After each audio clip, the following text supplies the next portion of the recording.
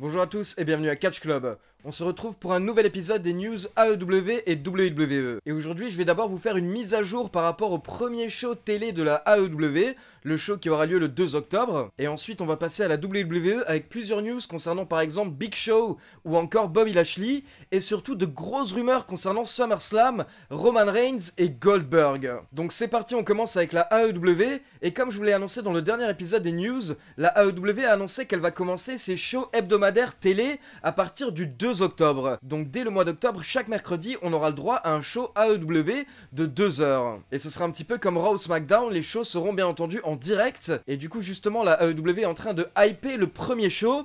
Et elle vient d'annoncer les premiers matchs pour ce show. Donc d'abord en début de semaine, le premier match annoncé pour le premier show télé de la AEW était Cody Rhodes contre Sammy Guevara. Donc voilà, pour tous ceux qui suivent Catch Club, vous connaissez bien maintenant Sammy Guevara, qui est déjà intervenu 3 fois sur la chaîne, et qui reviendra bientôt pour la vidéo interview que je vous ai promis, et qu'il nous a promis d'ailleurs. Donc voilà, c'est vraiment une très grosse opportunité pour Sammy Guevara, qui avait déjà fait partie du premier match solo de l'histoire de la AEW lors du pré-show de Double or Nothing, et maintenant il vient d'être annoncé pour participer au premier show télé hebdomadaire de la AEW. Et Cody Rhodes a précisé qu'il a choisi Sammy Guevara parce qu'il souhaite justement faire découvrir Sammy Guevara au monde. Et c'est un petit peu un pari en fait que de parier sur ces jeunes talents. Parce qu'il a dit qu'il a déjà catché avec Sammy Guevara sur le circuit indépendant ou au Mexique et qu'il a clairement vu quelque chose chez ce catcheur et que du coup maintenant il veut montrer ça à la masse, au grand public. Et il a ajouté que le personnage de Sammy Guevara est vraiment très marrant. Parce que tu ne sais pas vraiment si c'est un heel, tu ne sais pas vraiment si c'est un face, mais tu as vraiment envie de le voir en tout cas dans le ring. Donc voilà, c'est vraiment très cool de voir que Cody Rhodes a vraiment confiance en Sammy Guevara et clairement apparemment la AEW va miser sur Guevara dans le futur. Ensuite, la AEW a confirmé que Jon Moxley sera bien présent lors du premier show télé hebdomadaire. Et bien entendu, ça paraît assez logique, parce qu'il faudra présenter tous les grands catcheurs de la AEW lors de ces shows, et justement, les gros noms pourront également attirer le public. Et Jon Moxley est actuellement le plus gros nom de la fédération, avec notamment Chris Jericho. Du coup, justement, le second match qui a été annoncé pour le premier show AEW télé, il s'agit d'un match 3 contre 3, avec d'un côté les membres de The Elite, Kenny Omega et les Young Bucks, contre Chris Jericho et 2 partenaires mystères. Donc voilà, ça c'est très cool aussi, et c'est bien joué de la part de la AEW, d'ajouter tout de suite un petit peu de mystère et de suspense au premier show télé, parce que les fans de catch adorent les surprises. Donc voilà, maintenant tout le monde se demande qui vont être les partenaires de Chris Jericho, et Chris Jericho n'arrête pas de teaser qu'il va vraiment nous surprendre avec ses partenaires mystères.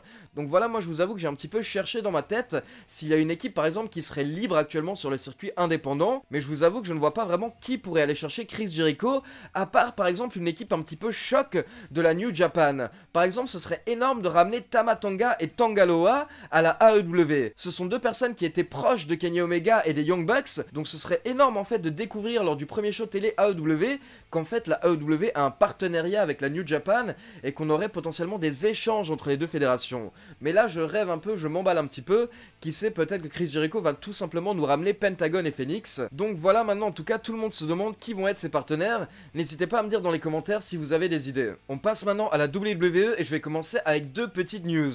Donc d'abord, pour tous ceux qui s'intéressent au jeu WWE 2K, sachez que 2K vient d'annoncer qu'on aura le droit aux premières grosses nouvelles concernant le prochain jeu WWE 2K, donc WWE 2K 20, le 5 août prochain. Donc le 5 août prochain, on aura le droit aux premières grosses news et on va également découvrir normalement la couverture du jeu. Et donc cette année, je vais vraiment essayer de couvrir de très près le lancement du prochain 2K, donc je vous donnerai toutes les nouvelles sur Catch Club. Ensuite, une petite news blessure. Cette semaine, un nouveau catcheur a été ajouté à la liste des blessés chez la WWE. Il s'agit de Bobby Lashley. Mais la WWE n'a pas communiqué par rapport à sa blessure actuellement, donc pour le moment, nous n'avons pas de détails concernant la blessure de Bobby Lashley. On sait juste qu'actuellement, la WWE l'a mis sur la liste des catcheurs inactifs pour cause de blessure. On continue maintenant avec une news WWE Netflix. Donc pour ceux qui ont vu SmackDown, vous avez vu que Roman Reigns a été attaqué à la fin du show, et je vous ai demandé dans les commentaires, selon vous, qui a attaqué Roman Reigns. D'ailleurs, on reviendra sur le sujet plus tard dans la vidéo. Mais dans les noms que vous m'avez cités dans les commentaires, vous m'avez cité par exemple Lars Sullivan, Kane ou encore de Big Show. Mais comme je l'ai déjà répété plusieurs fois dans les news, Lars Sullivan est actuellement blessé, il a été opéré et il ne reviendra pas avant la fin de l'année. Ensuite, concernant Kane, il est actuellement maire de sa ville, Knoxville, et du coup en fait Kane est maintenant à la retraite. retraite. Il ne sortira pas de sa retraite sauf pour de rares occasions, par exemple des shows en Arabie Saoudite où il pourrait être payé très cher. Et pour terminer, vous m'avez également cité Big Show, mais Big Show c'est comme pour Kane en fait, ça fait quelques mois qu'il a annoncé qu'il est à la retraite et qu'il ne sortira pas de sa retraite à moins d'une énorme offre, donc encore une fois potentiellement un show en Arabie Saoudite. Mais sinon on ne risque plus de le voir du côté de Raw ou SmackDown actuellement. Mais du coup justement ça nous mène à une news concernant Big Show, car pour ceux qui ne sont pas au courant, la WWE a signé un partenariat avec Netflix. Du coup ils vont sortir plusieurs programmes en partenariat avec Netflix et ils viennent d'annoncer la première série WWE qui va sortir sur Netflix et il va s'agir d'un show qui s'appellera The Big Show Show. Donc comme vous l'avez deviné, c'est une série qui sera consacrée au Big Show. Et donc ce ne sera pas de la télé-réalité, ce sera bien une série. Et dans cette série, Big Show va jouer son propre rôle. Il va jouer le rôle du Big Show à la retraite, mais avec des acteurs qui joueront sa famille. Et en fait l'histoire c'est qu'on va suivre Big Show avec sa femme et ses deux filles. Et apparemment il y a une autre de ses filles qu'il aurait eu dans un précédent mariage qui va également rejoindre cette maison. Du coup il va se retrouver avec ses trois filles et sa femme. Et apparemment il va un petit peu être submergé ou débordé. Donc honnêtement sachant que Big Show est l'un des catcheurs qui maîtrisait le mieux l'humour à la WWE, j'ai hâte de voir ce que va donner cette série sur Netflix. On passe maintenant à trois grosses rumeurs qui sont sorties aujourd'hui dans le Wrestling Observer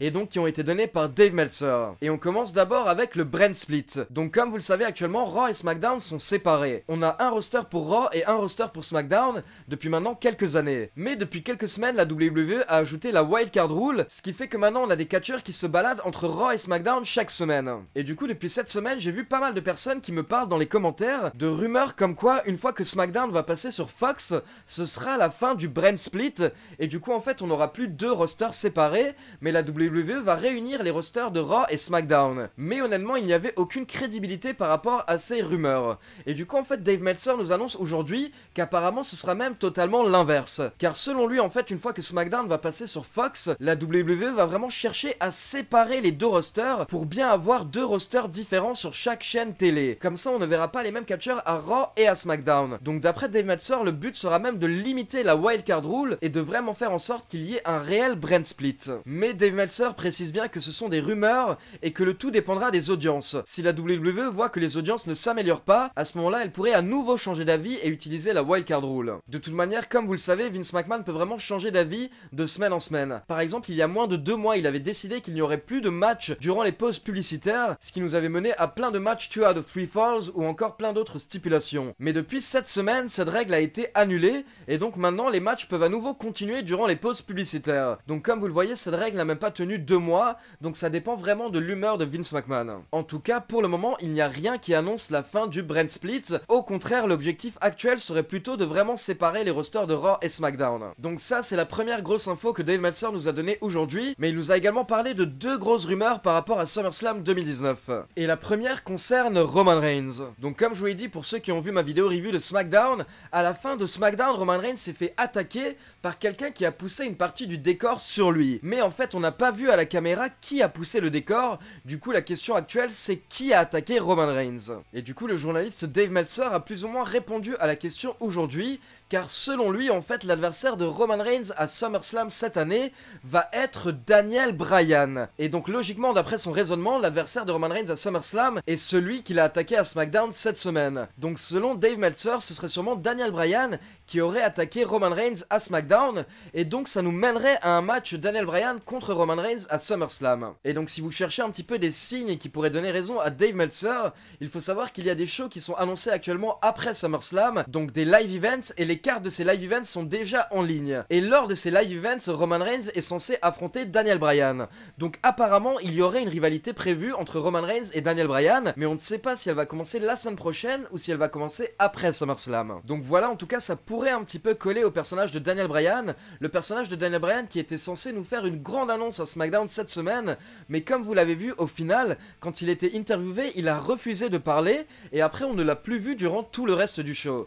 Donc Daniel Bryan n'a toujours pas fait sa grande annonce, et on attend de voir en fait ce qu'il est censé faire à SmackDown. Et donc on va terminer avec la dernière grosse rumeur annoncée par Dave Meltzer aujourd'hui. Et donc je vais vraiment bien vous expliquer d'où il a eu son info, parce que je vous avoue que ça paraît un petit peu absurde, mais d'un côté ça colle également aux rivalités actuelles. Donc pour ceux qui ont vu SmackDown ou qui suivent les réseaux de la WWE, vous avez pu voir que la fédération a annoncé l'adversaire de Dolph Ziggler pour SummerSlam. En effet, plus tôt dans la semaine, la WWE a annoncé que Dolph Ziggler Ziggler va affronter The Miz à SummerSlam. Mais dès la diffusion de SmackDown cette semaine, plusieurs journalistes américains ont dit qu'en fait ce match n'aura pas lieu. Ce serait en fait une fausse piste lancée par la WWE et ce match va être modifié la semaine prochaine. Du coup depuis hier on se demande qui va être le réel adversaire de Dolph Ziggler à SummerSlam. Et en fait Dave Meltzer a répondu aujourd'hui et selon lui l'adversaire de Dolph Ziggler ne sera nul autre que Goldberg. Et Dave Meltzer a tenu à expliquer comment est-ce qu'il a eu cette info. Donc en fait, pour ceux qui ne connaissent pas Dave Meltzer, c'est l'un des journalistes les plus connus aux États-Unis par rapport au catch. Et donc il gère le média Wrestling Observer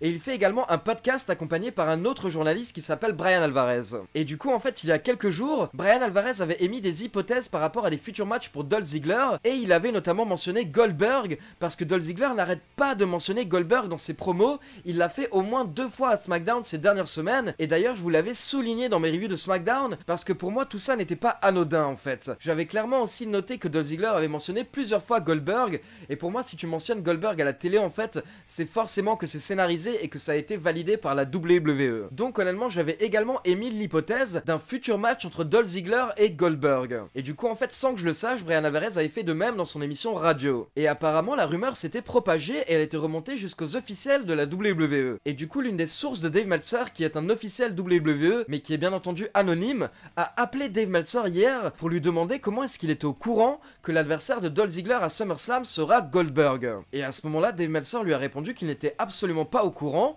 il n'a jamais dit ça, mais c'est en fait Brian Alvarez qui avait émis l'hypothèse. Donc voilà, c'est pour ça que je tiens à souligner que ce sont des rumeurs, que ce soit pour le sujet concernant Roman Reigns et Daniel Bryan, ou pour ce sujet concernant Dolph Ziggler et Goldberg.